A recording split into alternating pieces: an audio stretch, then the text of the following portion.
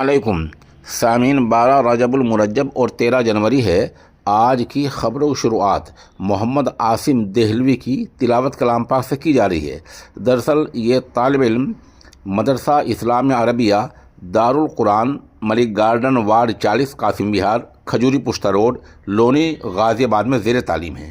اس طالب علم نے اپنے مدرسے کا، اپنے اساتذہ کا، اپنے سرپرستوں کا، والدین کا حال ہی میں بے ایمان نام روشن کیا ہے کہ مدنی مدرسہ امبیٹا پیر سہارنپور میں جو مسابقۃ القرآن کریم منعقد ہوا ہے، وہاں اس مسابقہ قرآن کریم میں اس طالب علم نے فرع ثالث میں تیسری فرع میں پہلی پوزیشن حاصل کی ہے۔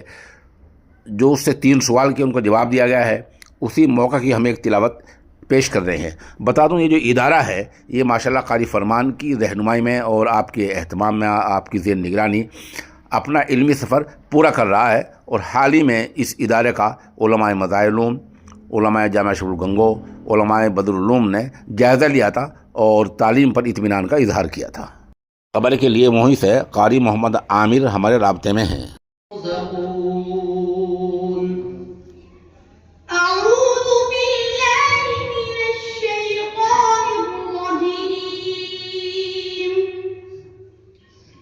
ولا تحسبن الذين قتلوا في سبيل الله أمواتا بل أحياء عند ربهم